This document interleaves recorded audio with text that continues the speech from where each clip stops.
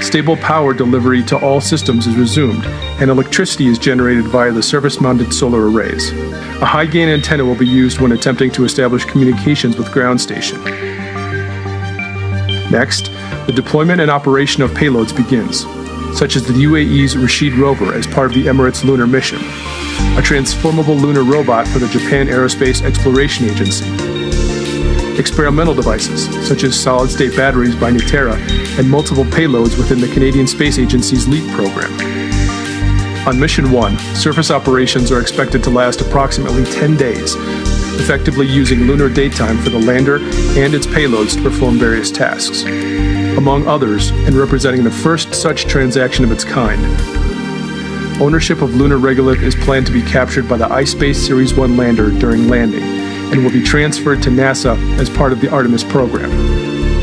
As the first mission of the Series 1 lander, data collected during the entire mission duration will contribute towards future developments, and will help to improve the performance and reliability of Ispace's hardware during its next missions. Mission 2 is currently planned for 2024, and testing has already begun, with several customers already standing by to have their payloads transported to the Moon. Planned for 2025, Mission 3 will be utilized for the fulfillment of NASA CLPS task orders as a member of Team Draper.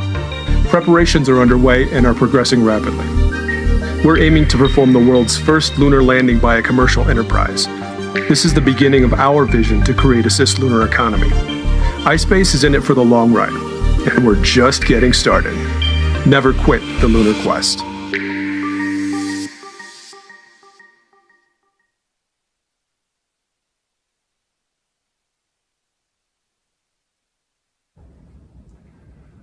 Hello everyone, this is Hiroshi Yamakawa, President of the Japan Aerospace Exploration Agency, JAXA.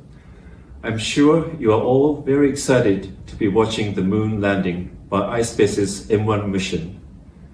Currently, the United States, Japan, and many other countries are planning lunar exploration missions. These missions will be conducted through international cooperation and in collaboration with many industries.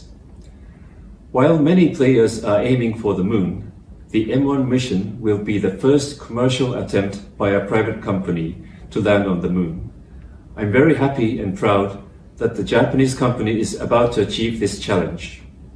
The Ispace lunar lander also carries a transformable lunar robot, the result of joint research between JAXA and private companies.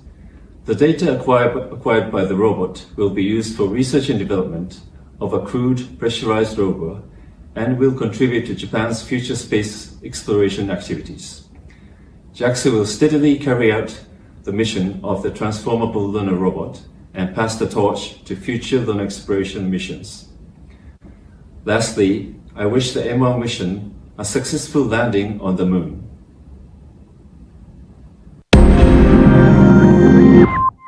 Dear colleagues and friends, as Director General of ESA, it is my special pleasure to convey my best regards to the landing event to the Hakuto R Lunar Lander Mission 1 of Ispace. Under commercial contract with Ispace Europe, ESA was and is responsible for ensuring communication between the spacecraft and its teams on Earth through the mission. The agency's global network of tracking stations is used to transmit commands to the spacecraft and receive scientific data and status information from Mission 1 and the experiments carried out on the Moon. The mission underpins the successful cooperation between ESA and Ispace. Such collaboration schemes between new space companies and space agencies open up exciting opportunities for the future of lunar exploration and other domains. Accounting for new space approaches is also a central element of ESA's Agenda 2025. Ladies and gentlemen, I'm convinced that the Hakuto R Mission 1 is only the beginning of many fascinating projects and activities to come, and I wish you a successful event and a very happy landing. Thank you.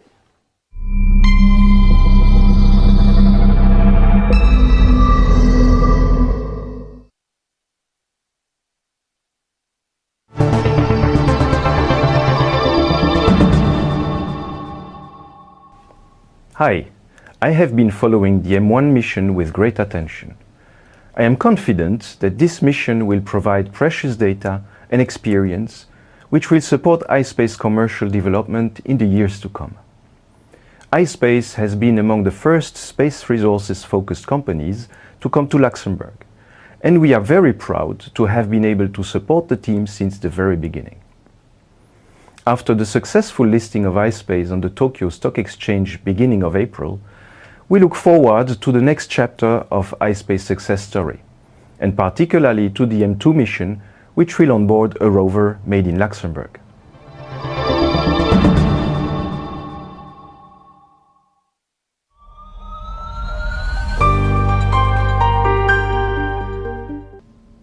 Ariane Group provides the key element of the propulsion system for the lander and the assembly and integration facilities. Our orbital propulsion teams supported Ispace with the integration and the testing of the entire vehicle in our clean rooms in Lampershausen, as well as in external facilities in Germany. In addition, Ispace and Ariane Group have teamed up under an ESA commercial partnership pilot phase to provide Europe with an integrated transportation system to the Moon, combining the Ariane 6 launcher and the Ispace lander. With this M1 mission, Ispace has become the first commercial company to reach lunar orbit. The landing attempt will mark first use of an Ariane Group propulsion system for landing on the Moon. Regardless of the outcome, the Ispace M1 mission is a huge accomplishment. This is a striking example of synergistic collaboration between what some would call an established space company and new space companies. Ispace is a very dynamic and innovative new space company.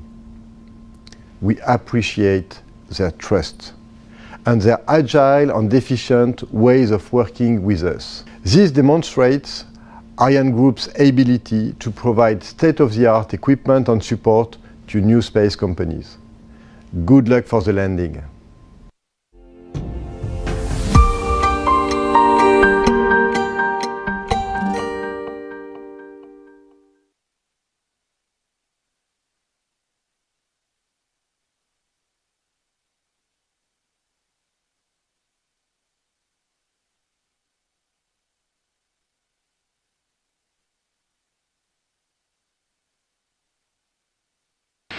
Three, two, one, ignition.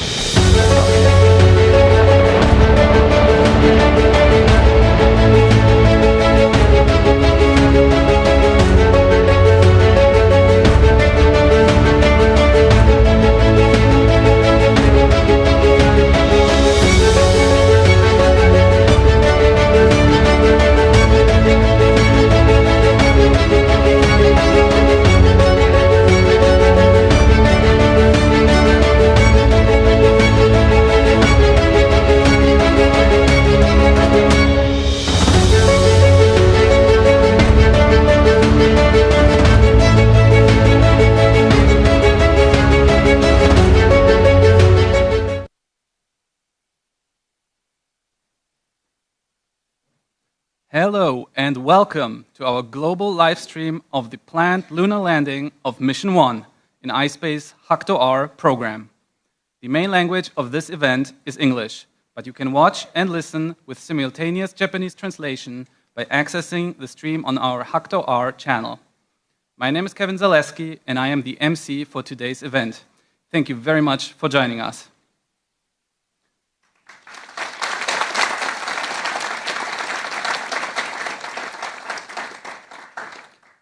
Many of you may have followed the launch of Mission 1 last December. Now, after several months of operations in space, our Series 1 lander is quickly approaching one of the most exciting moments during Mission 1 in our HACTO-R program, the first ever private lunar landing. For those of you not familiar with us, Ispace is a global lunar exploration company engaging in the lunar quest. Our vision is to expand human activity into space and to develop the future cislunar economy by offering reliable payload delivery and data services. iSpace has 3 offices, its headquarters in Japan, as well as steadily growing offices in the US and Luxembourg. Our first commercial lunar exploration program consists of 2 missions: a planned lunar landing on Mission 1 and lunar landing and surface exploration on Mission 2. With Mission 1 in progress as we speak, we have already started preparations, such as testing, for Mission 2, currently planned for 2024. Furthermore, iSpace is rapidly progressing development for Mission 3, currently planned for 2025, which will not only use our next-generation Series 2 lander, but will also deliver payloads for the NASA CLIPS program to lunar orbit and surface. iSpace is a member of Team Draper and proud to contribute to the Artemis program during its upcoming Mission 3. Today, we are following the progress of our mission from a venue close to the HACTOR Mission Control Center. We are here at the Neo Tsukide Kurasten exhibition at the National Museum of Emerging Science and Innovation on Odaiba, Tokyo. As you can see, we are surrounded by a moon-themed landscape, including a full-scale model of our Series 1 lander. So you can imagine that everyone is super excited to land on the real moon today. Our Series 1 lander on Mission 1 is being monitored from the HACTOR Mission Control Center, or MCC, during its descent towards the lunar surface. As you can see in this live feed, our team is getting ready for landing. Now, before we continue with our coverage here on location, let us first hear from our MCC crew about what exactly we expect to happen during the next approximately 50 minutes. Hi everyone, we are the iSpace operation team and we are here today in the HACTOR MCC Mission Control Center to execute a really special operation. So we have worked so hard to get to this point in which we are going to perform the landing sequence. We are more than 20 engineers getting ready, preparing and executing these special operations, and you are going to be able to follow from home. You are going to have a special animation based in our data in which you will be able to follow the whole landing sequence. For us, it's going to be a little bit more difficult, and Janelle is going to explain why. Now, the reason why it's a little more difficult for us is because, one, all we can do during this time is monitor the lander because the landing sequence is actually autonomous. So, another reason why it's going to be a little difficult is because during the landing sequence, we are going to experience something called an occultation. Now, an occultation is something that occurs when the moon is between the lander and our ground station on Earth. So during our landing sequence, you can see our lander is going to come behind the moon like so, and for about 40 minutes, we're going to lose communication with it.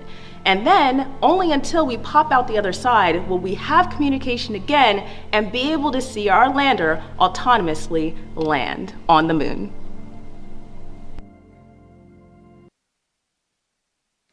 As we heard from Janelle earlier, the lander is expected to have already performed its deorbit insertion maneuver autonomously.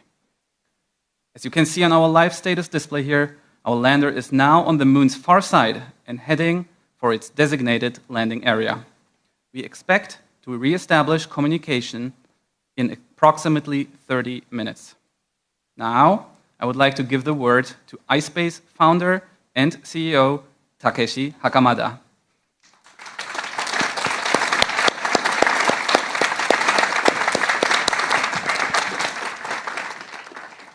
Hello, my name is Takeshi Hakamada, founder CEO of iSpace. In 2010, a small company with a big vision was born. And after 13 years and meeting many colleagues and supporters, we have reached to the day when our lander will land on the moon. In the early days, not many people believed that we could actually land on the moon.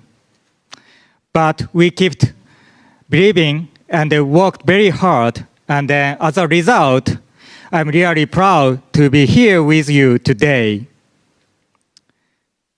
Since our Mission 1 launch in December last year, our lander and our team have already achieved amazing things. Succeeding operation of privately funded and then developed hardware and the software and the payload in space for over 100 days. Now we are getting close to our destination for Mission 1, lunar landing and surface operation. However, I want to emphasize again that our accomplishment, 8 out of 10 milestone successes, will contribute toward the development of our next missions, Mission 2 and Mission 3, which already have started in parallel. I want to thank everyone for their contributions. And I really excited to see the outcome of this critical moment of Mission 1. And I cannot wait to apply everything we have been learned toward our future missions. Everything we have achieved until this point, we already considered tremendous success. Thank you, and let's land on the moon.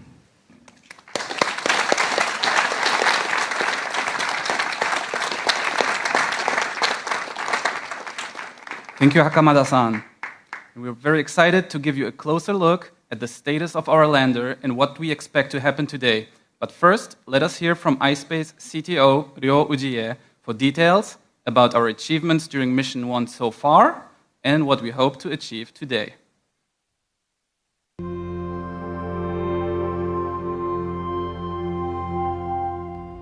So Ujie-san, can you tell us a little bit about the Mission 1 milestones? Okay, yeah, sure. And as you know, in total we have a 10 success milestone, but we have already completed 8 of 10 milestones. Then let me explain our achievement one by one. Then our first milestone, success 1, is the completion of launch preparation. Because even before launch, we had to do a lot of things, including testing, assembly, integration, and so on. That was also really great achievement for us.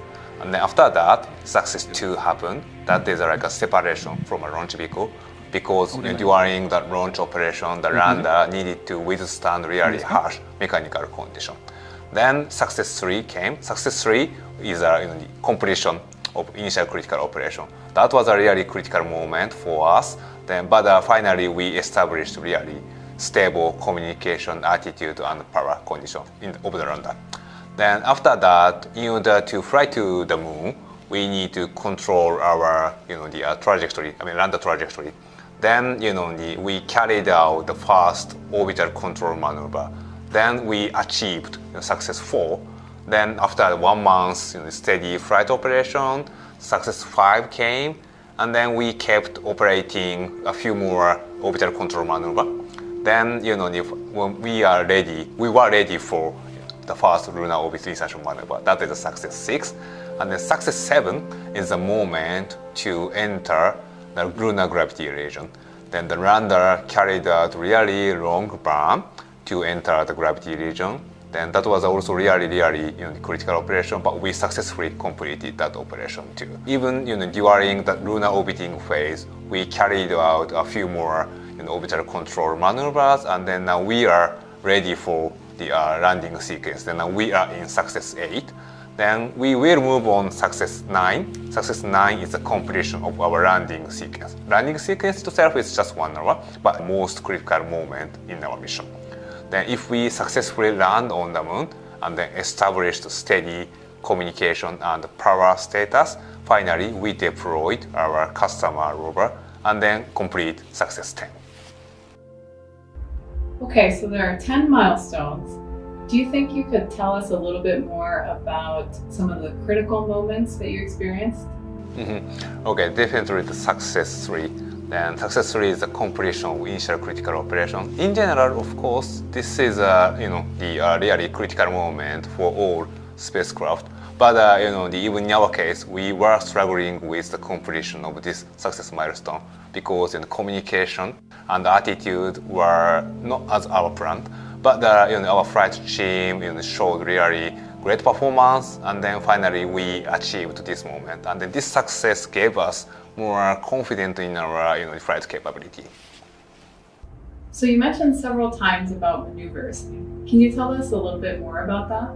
Okay, yes. The maneuver means orbital control maneuver. Then when we carry out the orbital control maneuver, we always use this our main propulsion system. Then by carrying out this orbital control maneuver, we can control the trajectory of the lander.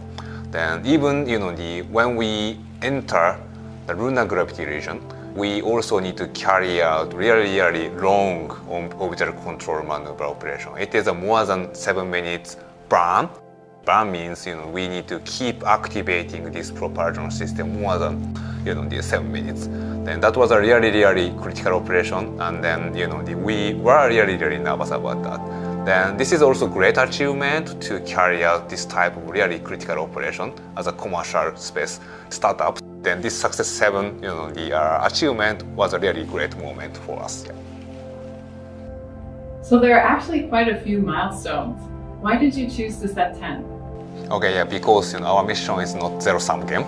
In each steps, we can learn a lot of things. We can gain a lot of experience, knowledge, and we can also prove our flight capability in each step. Then we set a 10 milestone. And in each milestone, we have experienced different, operation, and we proved different capability. Then we set a 10 milestone, and then to show our capability, and then based on this milestone, we can reflect our lessons learned into the future mission too.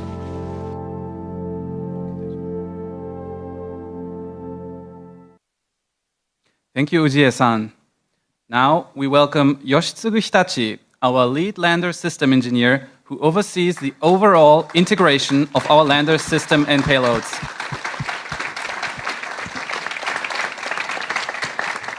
Welcome back, Hitachi-san. Thank you, Kevin. So, our CTO Ujie-san just told us that we have achieved milestone 8 already.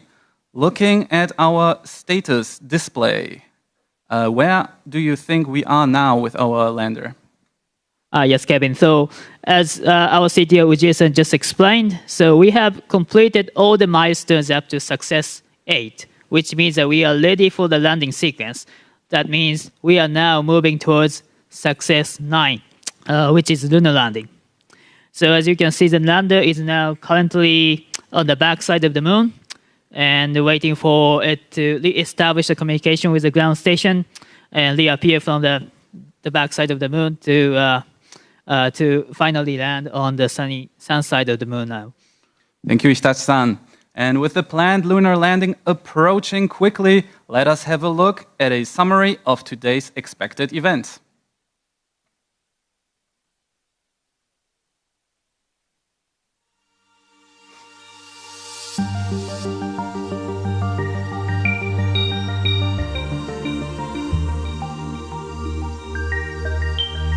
We're going to the moon, and we're just getting started. After 100 days of deep space cruise, the Series 1 lander arrived in lunar orbit. The successful completion of this long voyage not only validates the Series 1 lunar lander design, it represents the completion of a series of successes for iSpace, the verification of our communication technology, structural design, software, maneuver operations, and others, all while having overcome unexpected issues and hurdles along the way. After completing a series of orbital control maneuvers, the lander is scheduled to initiate its automated landing sequence from lunar orbit. Throughout this phase, the lander continues to orbit the moon while approaching its designated landing area. Other than the primary landing location in Atlas Crater, 3 alternative sites can be targeted in case that any anomalies or other unexpected events prevent the start of the landing sequence for the primary candidate site. In that case, additional orbits are performed to align the lander's trajectory with the new target sites and to allow for optimal use of lunar daytime after landing. During the landing sequence, the lander performs a series of automated actions. Approximately 1 hour before planned touchdown, the lander begins the deorbit insertion phase, firing its thruster to reduce its parallel altitude from approximately 100 kilometers to 25 kilometers. Continuing on its orbit, the lander moves to the far side of the moon, losing direct line of sight and communication with ground station. Approximately 45 minutes later, the lander reappears from behind the moon and begins its braking burn to slow down its descent. Onboard instruments are used to determine the distance from the lunar surface. The lander utilizes a power descent control algorithm developed by Draper Laboratories, using proprietary guidance, navigation, and control software, drawing from years of experience dating back to the Apollo program. In the final moments before landing, the lander relies on its assist thrusters to perform a soft touchdown. Attempting a lunar landing brings many challenges. This is truly a daring endeavor. The impact of landing is mitigated by a shock absorption system inside the landing gear. After landing, the lander performs initial checkout activities to confirm the integrity of its systems. Simultaneously, stable power delivery to all systems is resumed, and electricity is generated via the surface-mounted solar arrays. A high-gain antenna will be used when attempting to establish communications with ground station.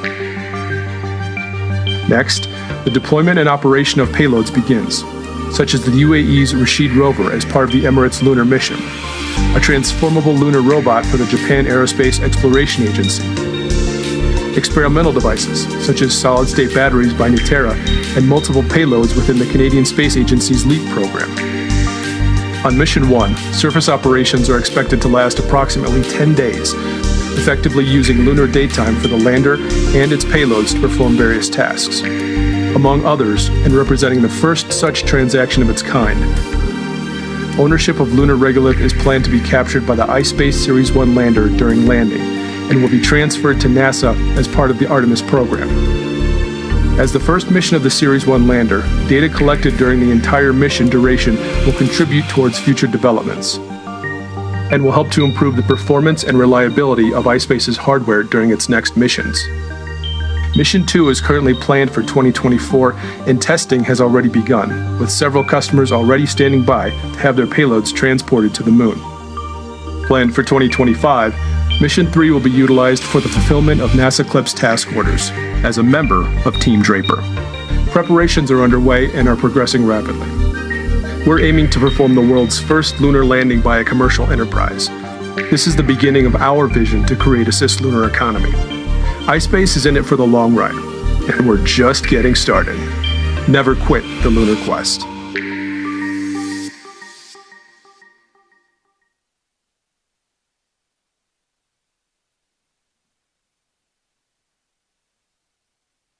Now, as explained during the video, our Series 1 lander continues to orbit the moon while getting closer and closer to the surface.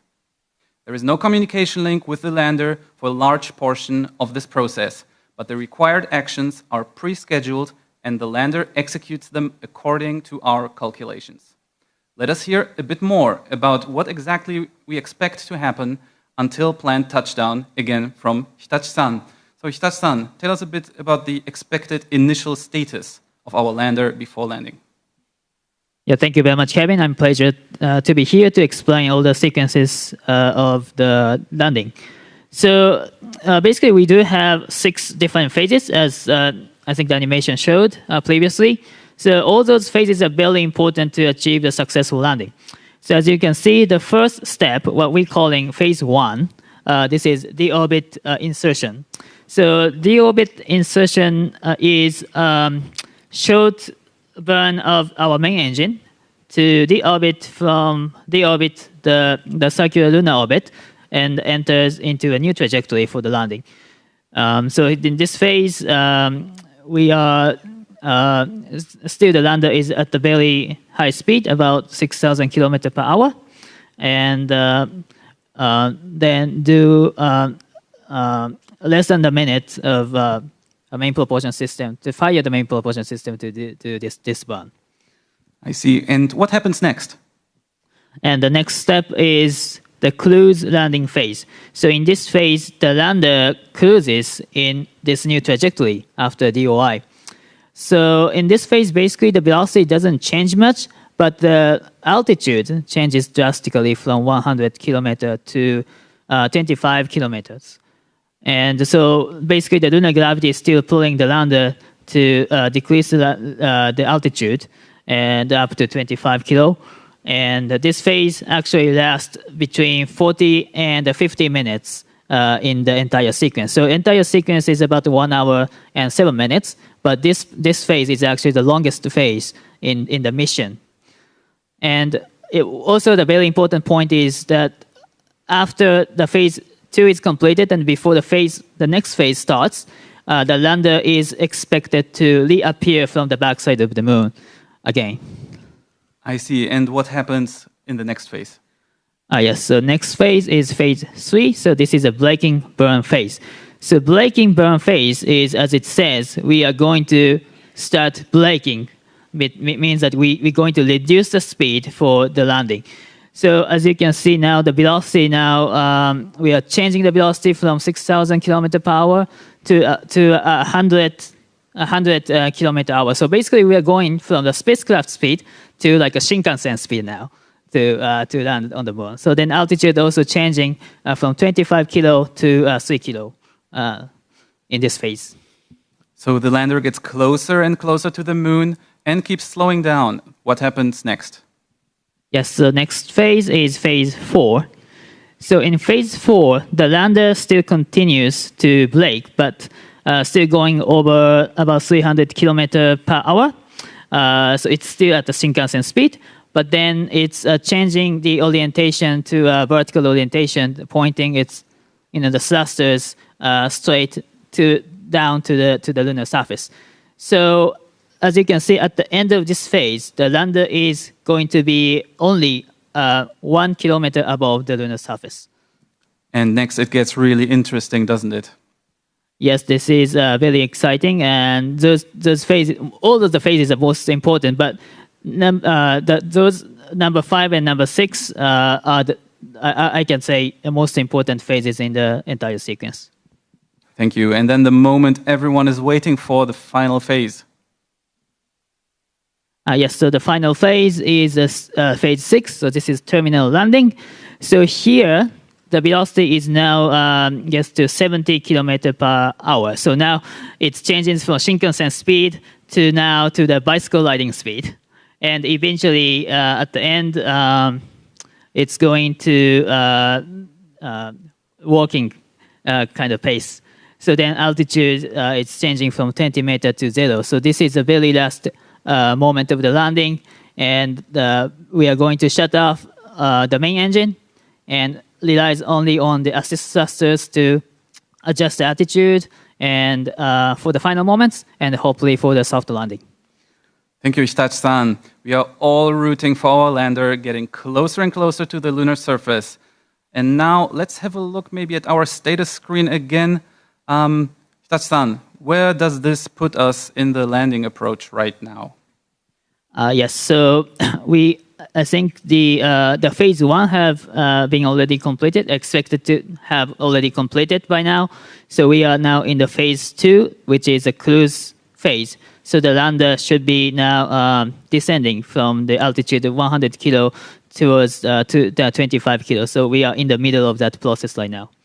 Thank you, Itachi-san. And Hakamada-san, are you slowly getting a little bit nervous? Not at all. I'm just watching a successful landing. Thank you very much. And now I would also like to welcome distinguished guests on our stage today. The first is Professor Yuichi Tsuda. Professor Tsuda not only teaches at Tokyo University, but is also in charge of the Hayabusa 2 program at the Japan Aerospace Exploration Agency.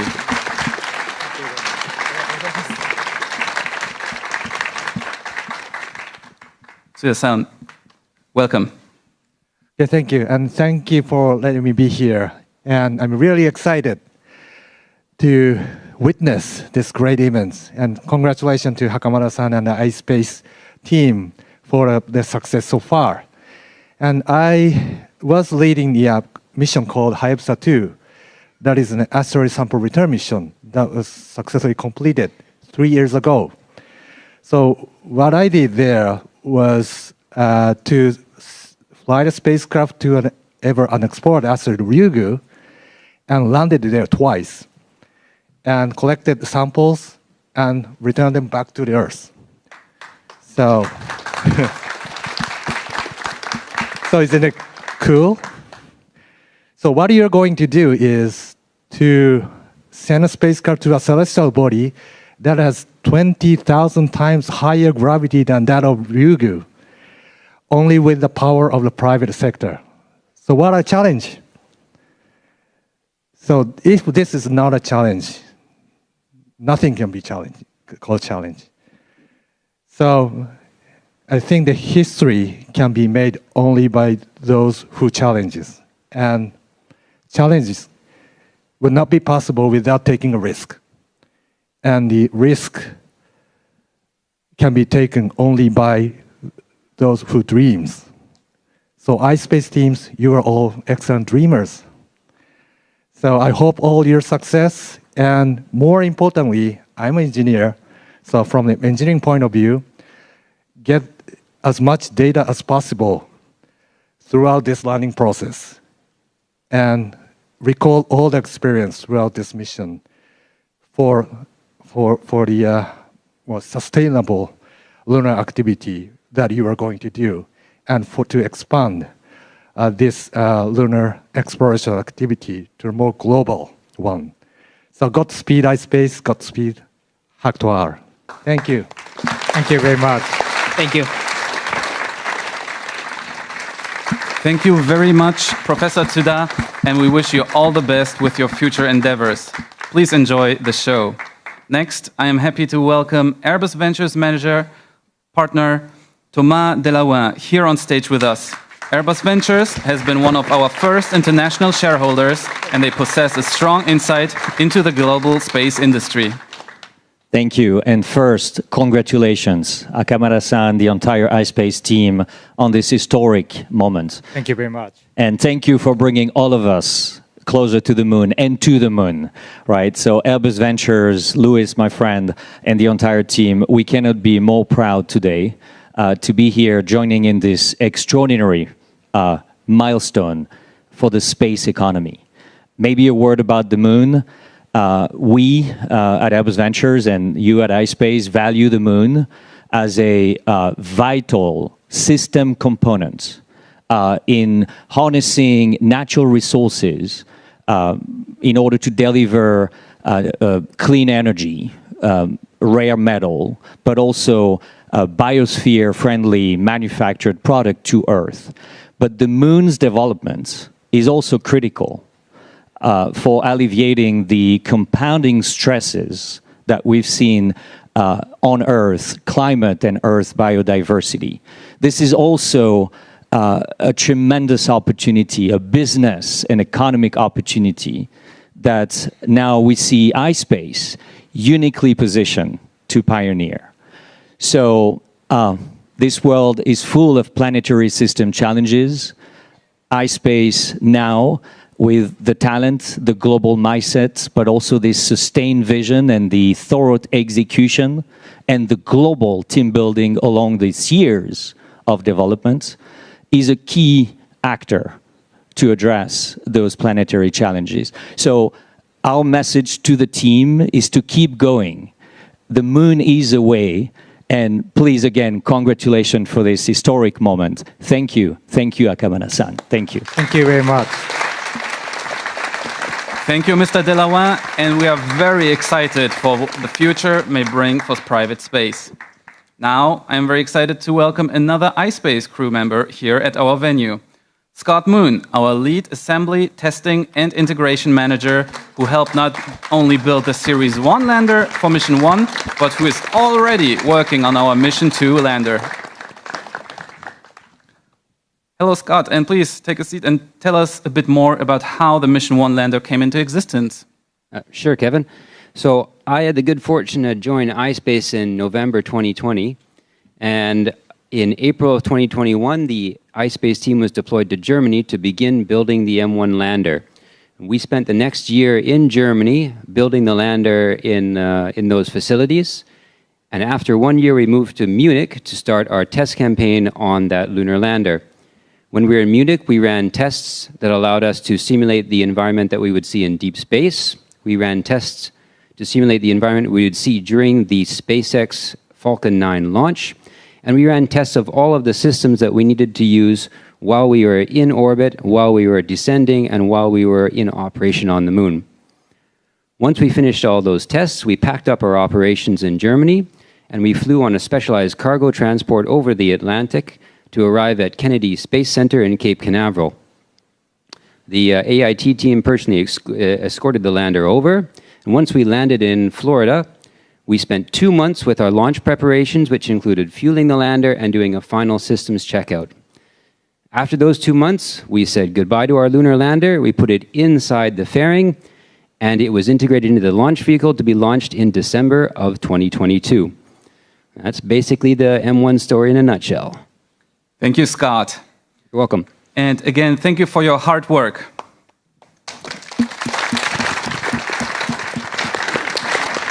Now, of course, our Series 1 lander is not going to the moon empty-handed. It is carrying several payloads, expected to start operations on the lunar surface after landing. Let us hear about our payload customers on M1 from Ispace Chief Revenue Officer Atsushi Saiki.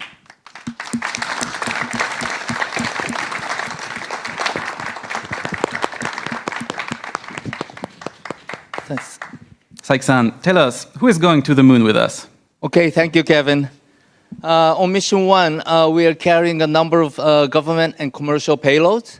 Our payload service does not only consist of bringing something to the moon, but also iSpace closely communicate and coordinate with its customers to integrate each payload into the lander and its system.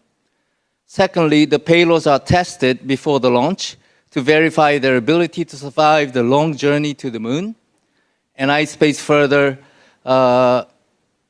offer power delivery and communication service to payloads that require it during transit to the moon, as well as after successful landing. Throughout the mission, our Series 1 lander also offers protection from the harsh environment of space by providing thermal control and other services.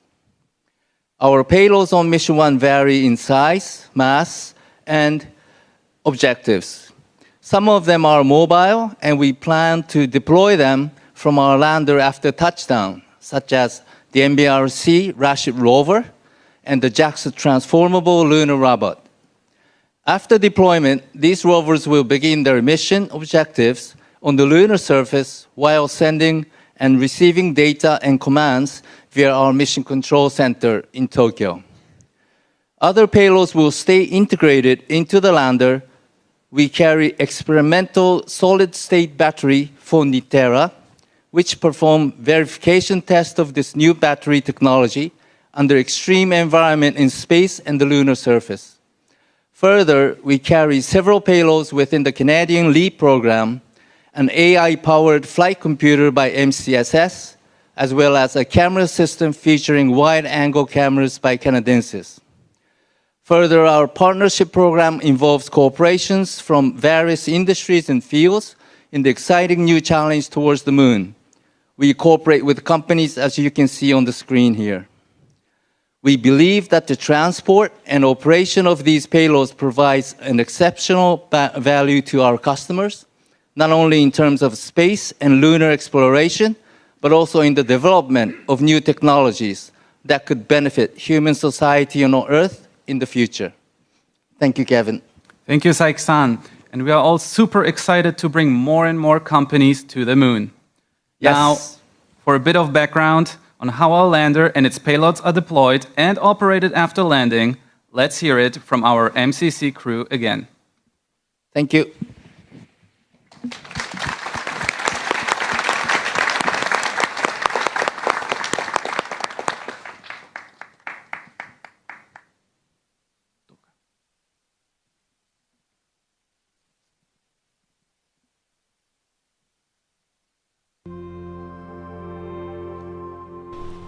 As soon as our spacecraft detects contact with the lunar surface, it will go to TDM, which is touchdown mode. It will cut off the engines and make sure that we're stable on the lunar surface. After that, we'll perform many checkouts to make sure every system and our customers are still working as expected. One of the first things that we will do is deploy our high gain antenna when we're on the surface. So our high gain antenna will allow us to download all of the data and pictures and photos that we've taken throughout our mission. The lunar environment is completely different than the environment we've been facing up until this point. Most people probably think the moon is this cold, desolate place, but it can get very hot in the sunlight, up to 120 degrees C. So the first thing we do again is a full checkout of our system. And once we have our high gain antenna, which allows us to send much more data back to Earth than we could in cruise, then we're ready to deploy our customer rovers. The bigger one is the MBRSC rover. So it has been flying up here. Once it's time to deploy, the arm folds down with the rover on it, and then we release the rover and it can drive off to go do some great science.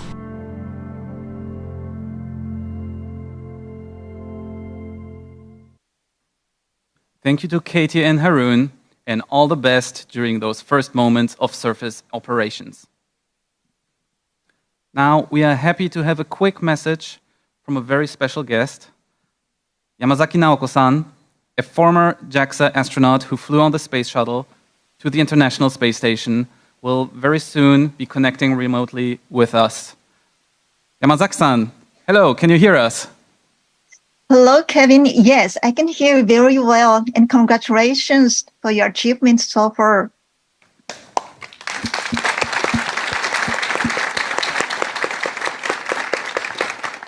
Yes, I am so thrilled and honored to be with you for the upcoming historic moment, first ever private lunar landing.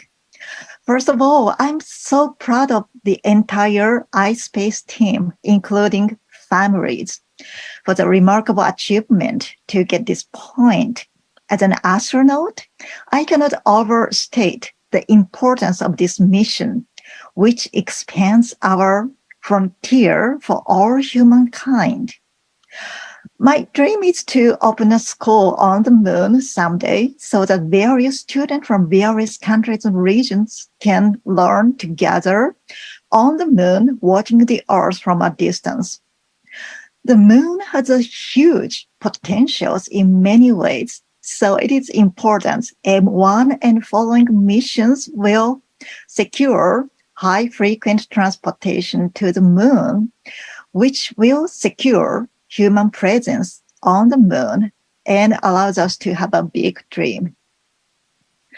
Also, as a member of the temporary member of National Space Policy Committee of Japan, M1 means a lot to governments too.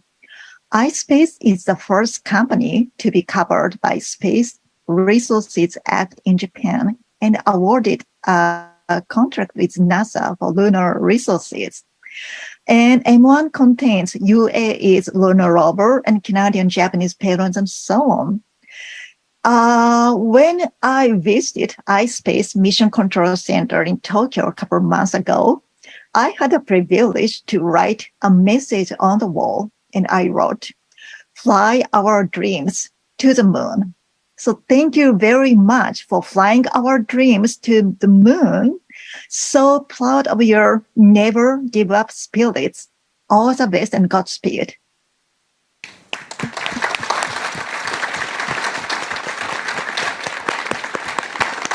Thank you so much, Yamazaki-san, and it's always a great pleasure to have you with us. Now, let us have another quick look at our status screen. Hitachi-san, looking at the status screen, I hope we have it now here soon. Yes, what phase would you put us on now, more or less? Yes, I believe the lander is still in the phase 2, that's a cruise phase. So, as I said, this phase takes about 40 to 50 minutes. So I hope that in the, about in the 10 minutes or so, I hope that the next, the braking burn starts. But at the moment, I believe that the lander still is in the cruise phase, flying with a speed of 6,000 kilometers per hour. But altitude now, you can see the altitude. Altitude is now getting now closer to 25 a kilo from the surface. Thank you, Hitachi-san. And Hakamada-san, we soon hope to regain contact with our lander. Are you looking forward to meeting him again? Yes, I really looking forward to reconnect our lander and then start the next phase of the landing. Thank you. And while we wait, let's see where exactly our lander is planning to set down on the moon.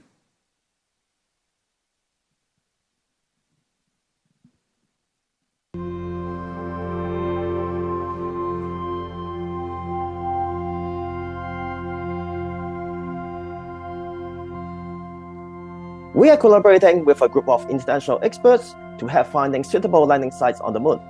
This can allow the missions to have 12 days of sunlight on the lunar surface. Let's start with where are these 4 candidate landing sites? Well, we're having 4 landing sites. One prime landing site, which is the most exciting one we find, which is at Atlas Crater. And we have 3 backup landing sites. One is not too far from the prime landing site, which is Lacus Somniorum. One then in the western hemisphere, where we have Oceanus Procellarum and Sinus Iridum. All of our landing sites are in the northern hemisphere and are very exciting for their scientific potential and are well suitable to act as backup landing site in case the landing does not work of any of the others. We selected our site using both scientific and technical criteria. So for instance, we want to go to a place relatively flat, devoid of boulders, but we also want to maximize the science output with having some geological diversity. And in order to proceed, we collected data from space mission currently orbiting the moon that we processed. We tried to translate our criteria into calculation steps, and then we came up with a list of possible sites that we scored and we ranked.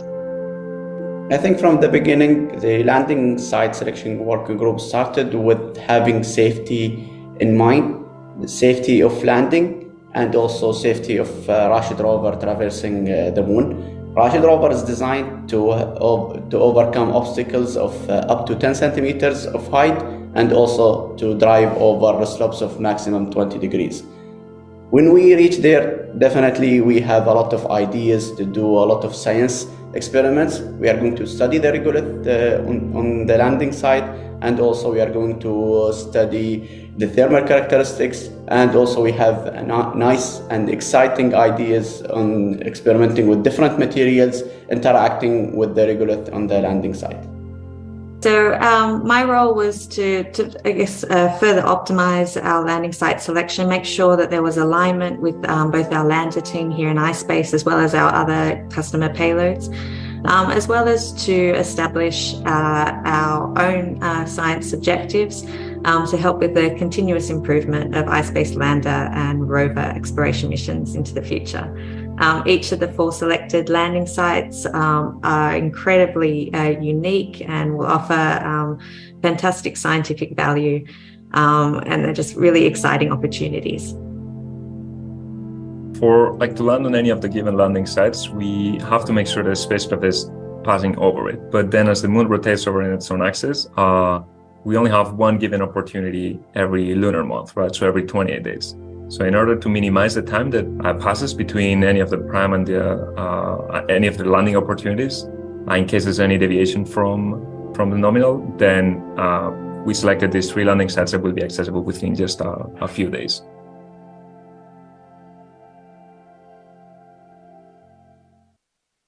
And a big thank you to our colleagues at MBRSC, CRPG, Ispace Europe, and everyone else who contributed to this very critical part of Mission 1. Now, while we wait for the lander to reappear from the far side of the moon and reconnect with our ground station, let us hear about what we can look forward to over the next couple of years. I welcome Ispace Director and Chief Finance Officer Junpei Nozaki.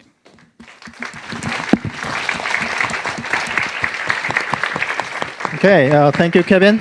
So while I wait for Mission 1 landing, let's talk about the future. So we have Mission 2 next year and Mission 3 in 2025. And let me explain. Mission 2 will use a Series 1 lander, same as right now in the space, but we'll also bring a micro rover, which currently our Luxembourg team is developing. And also for Mission 3, right now, our next generation lander, Series 2 lander, is manufactured in the US, Colorado, Denver. And this will bring 2 satellites to the lunar orbit. And also, they will land on the far side, Uragawa of the moon. So this is a very fantastic mission going forward in 2025. And also, Mission 3, we are going to bring NASA payload under a program called CRIPS, Commercial Lunar Payload Service. So we will contribute to a NASA Artemis program too. So next page. I like to stress most important thing about a sustainable business model. So we are not a company doing just one single mission, but rather we are doing 3 missions at the same time altogether. This is very important because while we are doing mission 1, we can feedback what we learned from our mission 1 and the data what we acquired from mission 1 to mission 2 and mission 3 rapidly. And this is really important to improve our maturity of technology and also maturity of a business model. And also, for startup companies, financing is really important. But we are very proud and we are very fortunate that we could raise more than $300 million of money so far to support not only one single mission, but all 3 missions together. So this is an important point to create a sustainable business as iSpace. So we are now closer to the landing. And I strongly believe we can have a good achievement. But however, if whatever the outcome is, our company will go and continue. And also, I promise never quit the Lunar Quest. So thank you very much, Kevin. Thank you, Nozaki-san.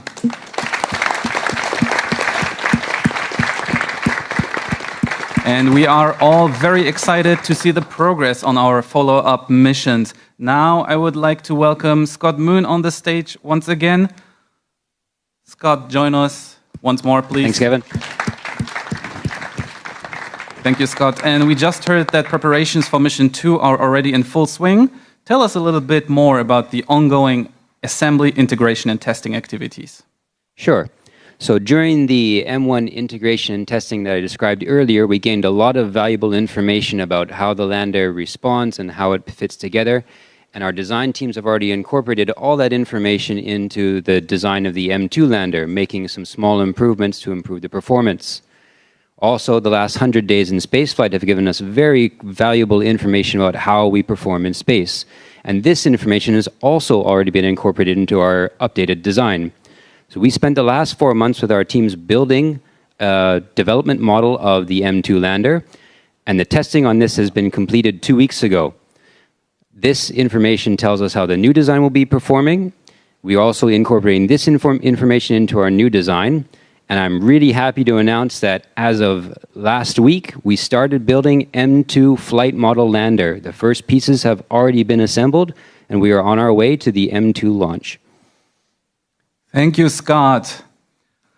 You're welcome.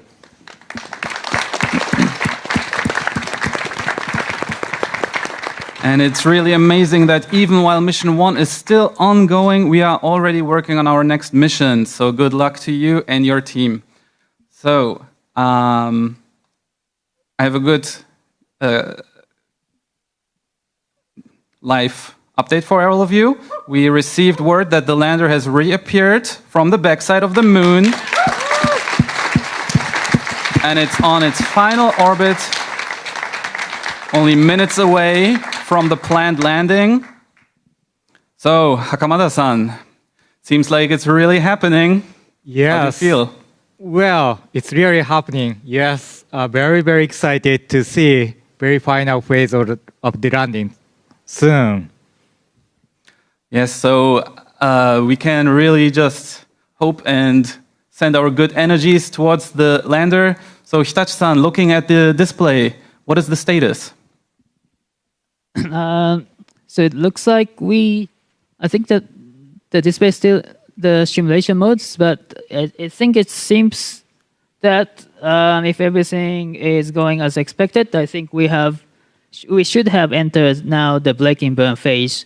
So it should be maybe the altitude is about 25 kilo, and if everything is okay, then I think braking burn is continuing to slow down the speed from 6,000 from about 100,000 kilometers per hour to a few hundred kilometers per hour. Thank you, Hitachi-san. And actually, for everyone here, we were able to download several images and videos from our lander over the last few days. Again, these are not real-time images, but they were taken from lunar orbit around 100 kilometer altitude. So let's have a look at these images.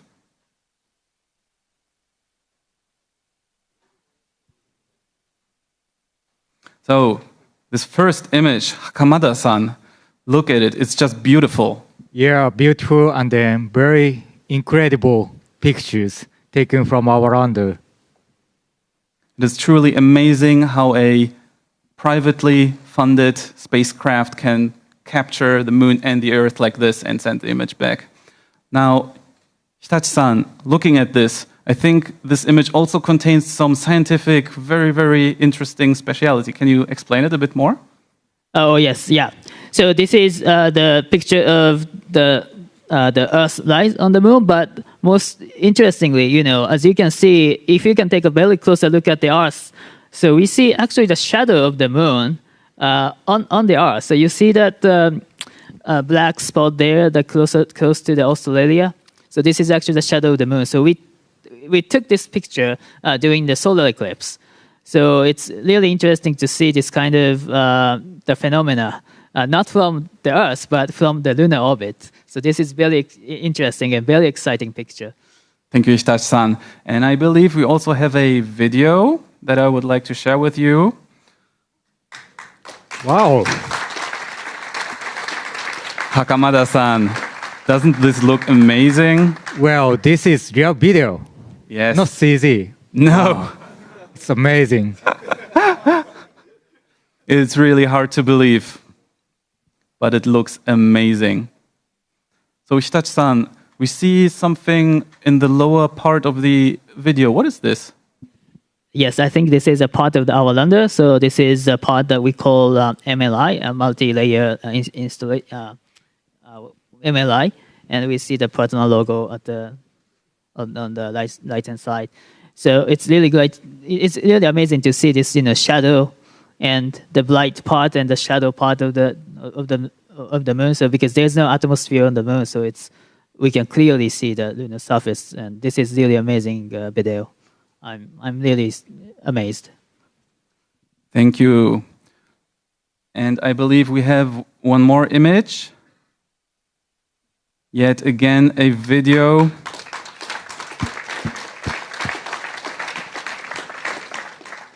Hakamada-san.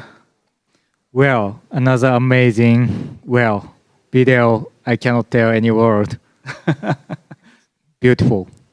It really transcends words and it is just amazing. So now I would like to ask Hakamada-san and Hitachi-san to join our crew on your seats. And for the last few minutes, we are almost 5 minutes before planned landing, I would like to ask you to continue viewing the event and let's all root for our lander while we wait for the planned landing. Thank you.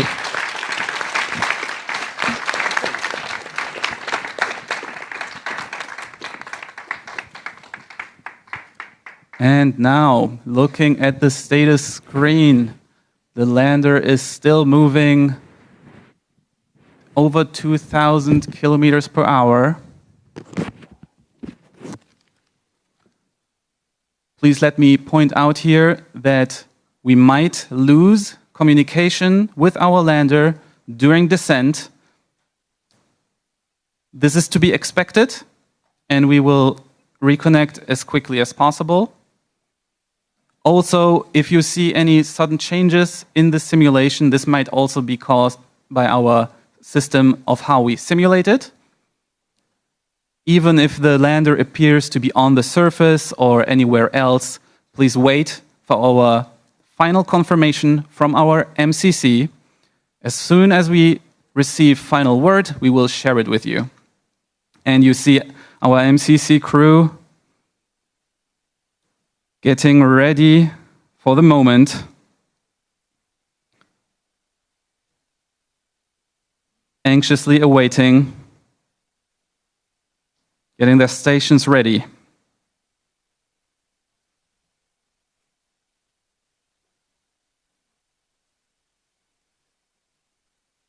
Here in Tokyo, in our US office and our Luxembourg office, everyone is awaiting. Now we are around 3 minutes before landing.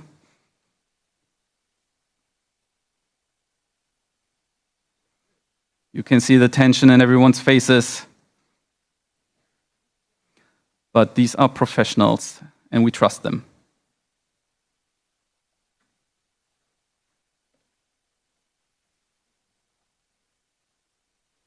Now, we see the speed of our lander in the upper right corner, around 700 kilometers per hour, under 7 kilometers above the surface. We are getting closer and closer.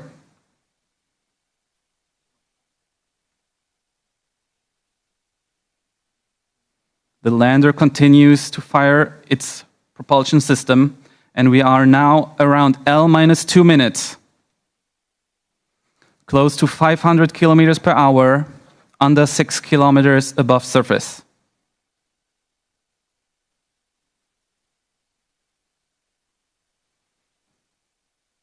We are only moments away from the planned touchdown on the lunar surface.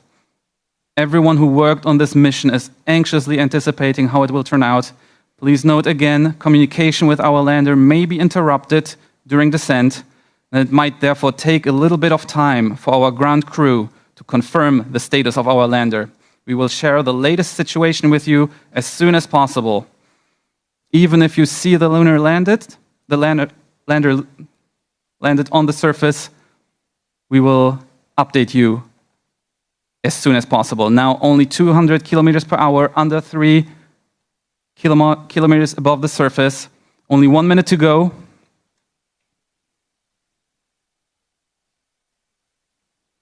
(190, 180 kilometers per hour), under 2 kilometers. The lunar lander keeps braking. Now in vertical orientation. Only 1 kilometer above the surface remaining. We're getting closer and closer.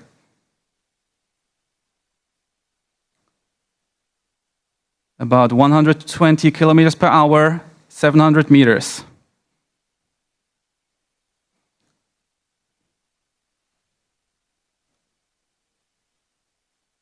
We will soon have reached the planned landing time, at which point I might ask you to wait for a few moments for us to confirm the status. 60 kilometers per hour, 20 meters, final approach. 10 meters. And our simulation might have lost its connection with the MCC. No reason for concern yet. We are still seeing the animation going. 3 kilometers per hour. Only meters above the surface now.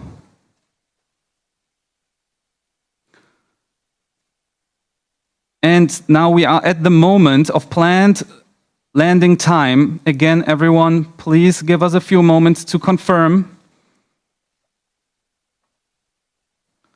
We hope to maybe receive a message from our MCC soon.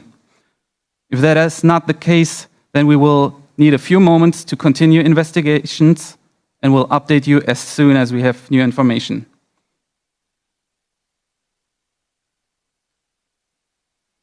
Our MCC crew standing by, waiting to confirm. Everyone is laser focused right now.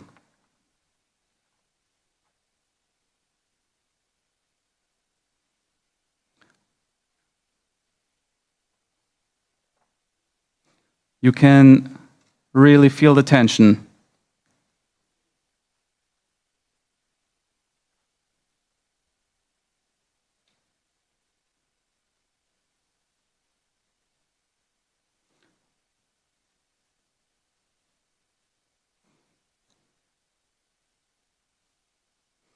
Please allow us a little bit more time to confirm the status of our lander.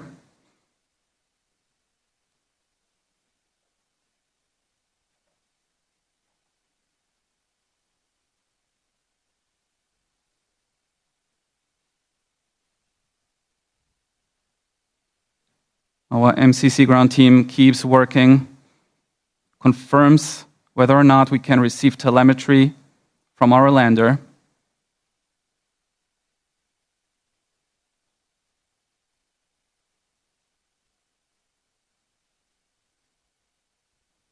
So they are continuing to investigate.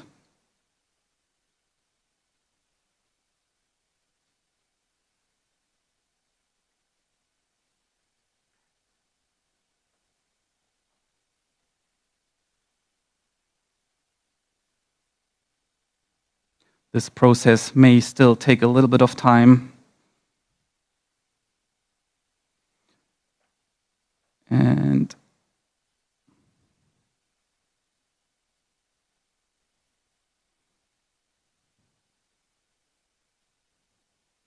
we see all different kinds of expressions here.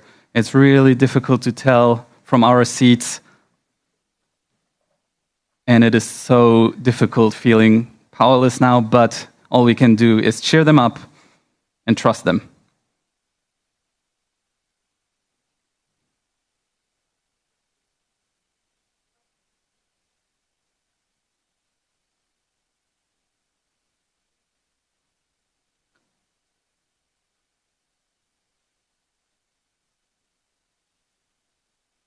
Please give us a few more moments.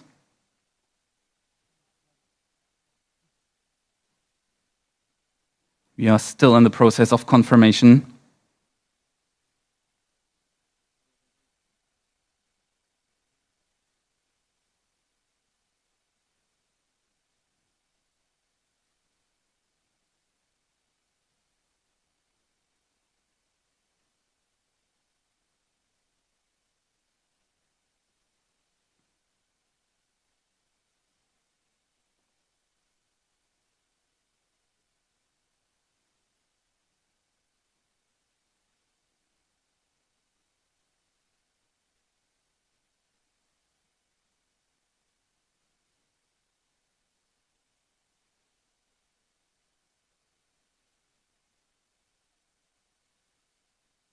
The team keeps on working tirelessly.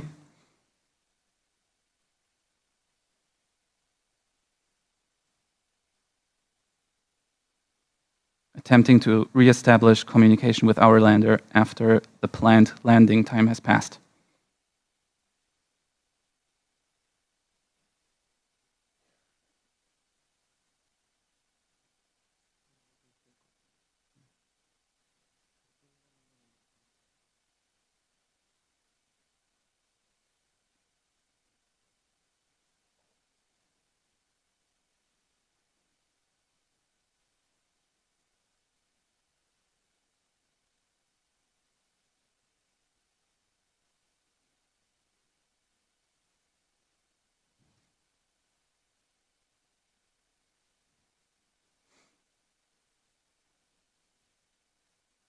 Thank you everyone for your patience. I know everyone wants to know the status of our lander, and I assure you, our crew is working on it as we speak.